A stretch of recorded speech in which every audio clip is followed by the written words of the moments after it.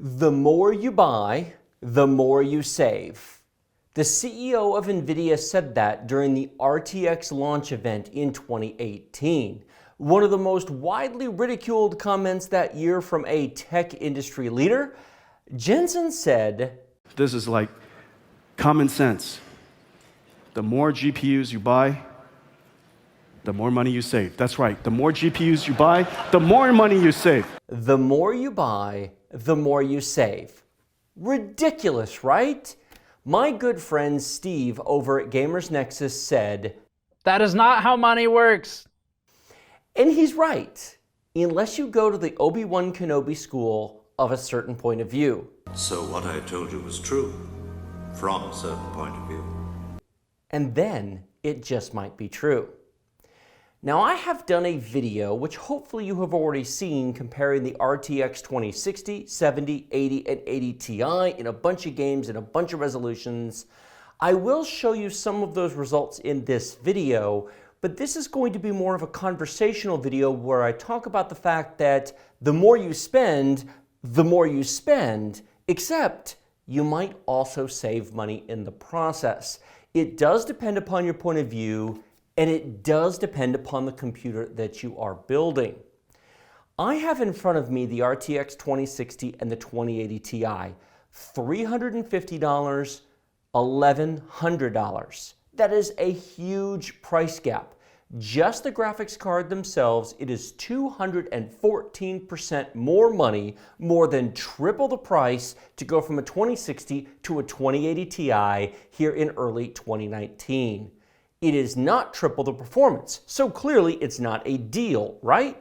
Well, maybe. If you just look at it like that, you would be correct. But you cannot spend $350, buy an RTX 2060, and play games on it. There's no motherboard, RAM, storage. It's not a computer, it's a video card.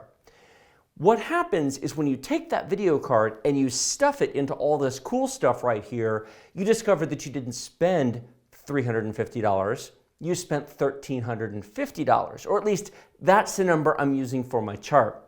I understand that component selection varies. Maybe you already own stuff, except even if you own it, it still costs money. I have here a selection of components that are similar to what is on my Ryzen 7 test bench. The Ryzen 7 2700X 8-core 16-thread CPU, it's roughly $300.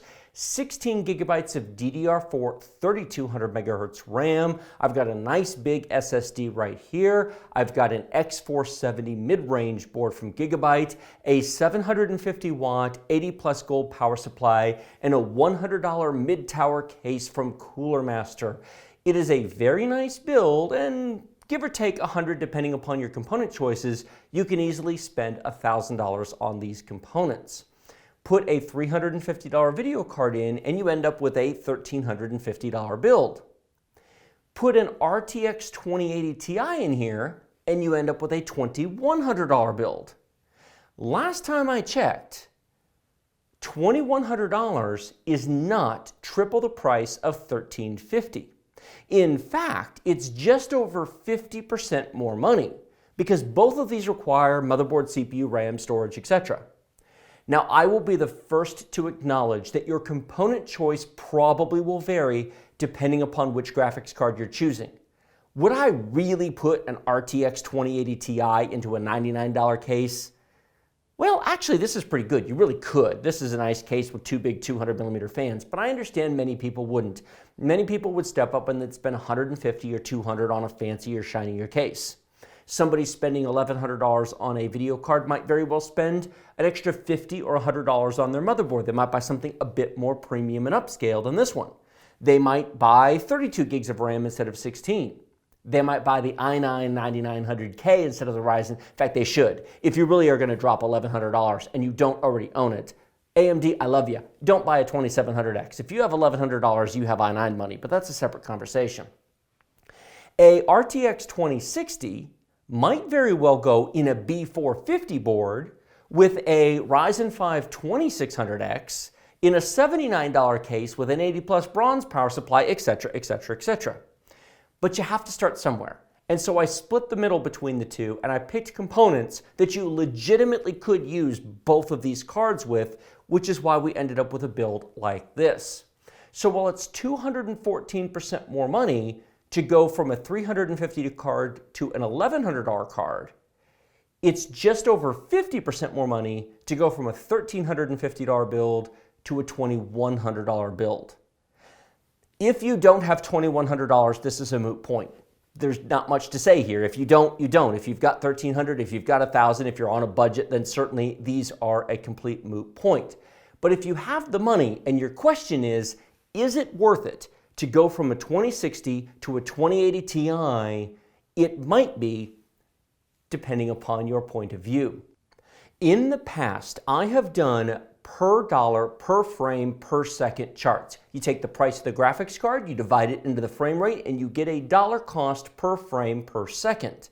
Needless to say, when you take $350 and you divide it into the frame rate of the RTX 2060, it will win 100% of the time against the $1,100 RTX 2080 Ti, because the 2080 Ti is not triple the performance. There is no metric in the world, at least in games, where the 2080 Ti is going to be triple the performance of the 2060. Double, yes. Triple, no. However, an interesting thing happened on the way to making those charts for my previous video. I decided to see what would happen if you add up the price of the total machine, which is where the second set of charts came from. Now, I thought about withholding those charts from that video, but since I had them, I included them because I don't want to needlessly stretch it out. The only reason I'm making this video is not to reuse the same data twice, because I'm only going to put a couple of charts in here, but the reason is to do a more detailed look at the components, the prices, the why, and have a conversation. If I had put this conversation in that video, it would have made it even longer, and people coming for the benchmarks are going to say, man, all you do is ever talk about stuff. Where are the bloody benchmarks? So I'm putting the conversation in this video, and I hope you guys appreciate it. Because the more you buy, the more you save when you count the total system price, if you build a nice enough system. Putting all of this aside, if you came to this video wanting to save money and wanting a great deal, frankly, it isn't any of this. With all due respect to AMD and NVIDIA, you know what I'd build if I was on a budget? I'd build what I built my daughter, a Ryzen 7 1700 with an RX 580. That video was on my channel, and that will play everything at 1080p high detail at 60 frames per second, many times higher, without any issues whatsoever, and it will play many games at 1440p without any issues. Yes, in 2019, and it will continue to do so. My kids play Fortnite, Overwatch, World of Warships, and similar such games. My daughter loves The Sims 4, for example. The Sims 4 is going to run on that Ryzen 7 1700 and RX 580, frankly, until the end of time. Even with all the updates and patches and new content releases that she enjoys, that's not going out of style. So depending upon the games that you play, that's actually the value, because you can build a really nice system for about $800, including quality components, and that frankly blows away the value of any of this.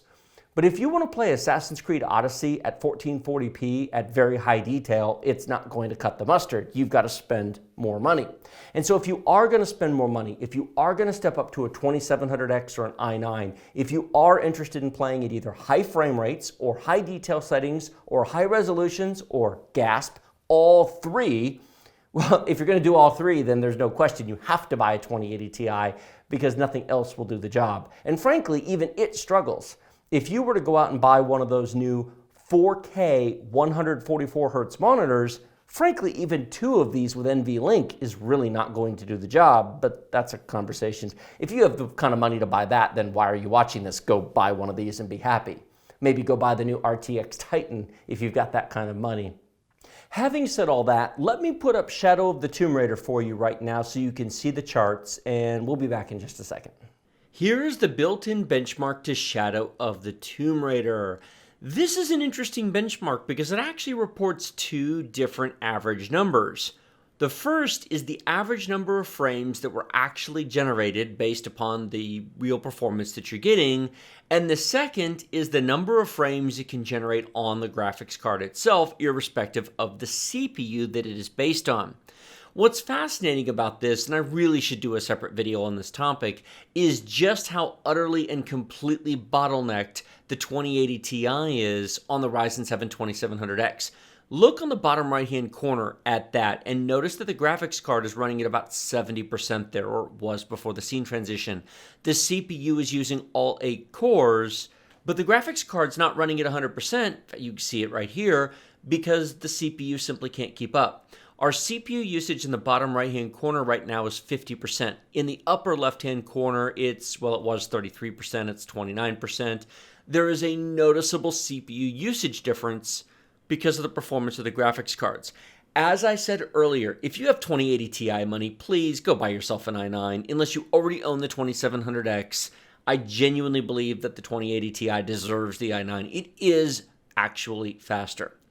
Having said that, if you already own a 2700X and you're interested in a 2080 Ti, I would like to point out to you that at 1440p and especially at 4K, this stops being an issue. It's only at 1080p that we are CPU bottlenecked. A little bit at 1440p, but it's mostly at 4K that we are right there. It's tremendous. We're only using half of the graphics card. Even the 2070 is a little bit bottlenecked here. If you look in the upper right-hand corner, the 2070 can't generate enough frames. I get asked the question all the time, what graphics card should I buy? I want to play games. Or what graphics card should I buy? I have X CPU. I don't know. What resolution do you want to play at? What detail settings? What games do you want to play? The answer is always, and it depends, and this is a great example of why. If you came to me and said, I have a 2700X and I want to play Shadow of the Tomb Raider, should I buy a 2080 Ti? My next question is, what resolution are you running at? If it's 1080p, no, it's kind of a waste. I mean, you're future-proofed against higher detail settings, but why? It's kind of pointless. If you say, well, I'm playing at 4K, absolutely, yes, you should, 100%, no question whatsoever, every day of the week and twice again on Sundays. So, it depends.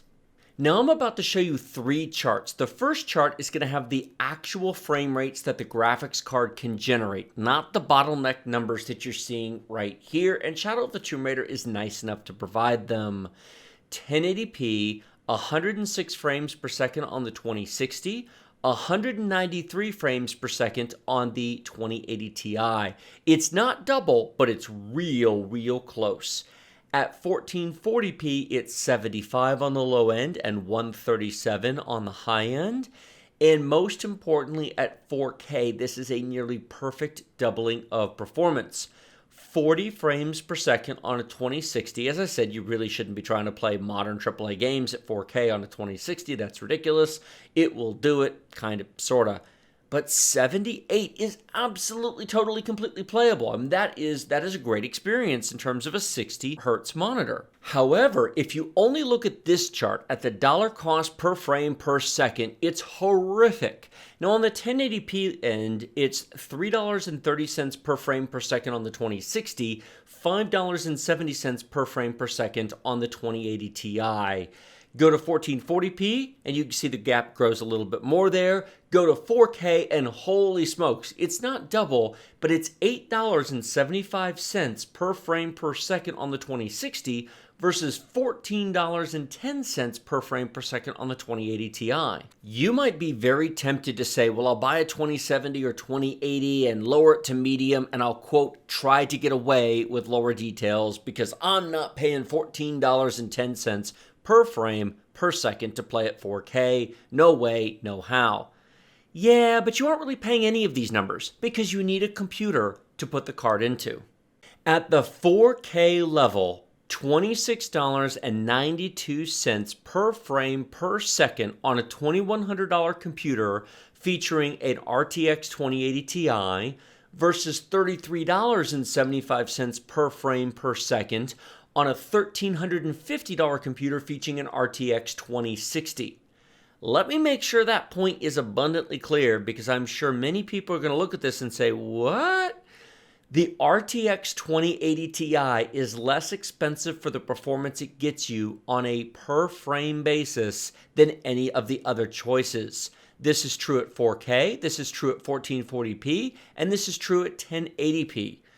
If you are going on the basis of dollar cost per frame per second and you're basing it on your total system build, the RTX 2080 Ti is the least expensive graphics card you can buy among the new generation of cards. And that's not a statement that, frankly, a week ago I thought even I would make, and I'm willing to bet you didn't think you'd hear it either. I said it earlier in the video, and I'll say it again. There's a 214% price jump between an RTX 2060 and an $1,100 2080 Ti, but when you complete the system with $1,000 worth of parts, it's only a 56% price increase, but at 4K, it's a virtual doubling of performance. 56% more money for 100% more performance is a deal, assuming you were inclined to build such a machine and assuming you have the $2,100 to begin with. I understand that assumption does not apply to everybody. As I said earlier, if money's tight, if budget's an issue, go build a Ryzen 7 1700 with an RX 580, play at 1080p high, and have amazing experience for $800, and then this entire thing is irrelevant. But if you're looking for a premium experience, don't knock the high-end cards just because the initial price seems high. If you look at it this way, it actually isn't that bad. I used Shadow of the Tomb Raider because it's a middle ground choice. It falls in between the terrible optimization of Assassin's Creed Odyssey and the spectacular optimization of Strange Brigade. There's other games, of course, that I could test, but I think those three do a really good job of showing what's on the market at the moment. Having said all of that, I would like to remind everybody watching, and allow me to put on my dad cap for a minute because I am a father of 3 children. You don't need either of these. They're lovely, they're wonderful, they're fast, they have the new features and technology, they will last for years and years and years.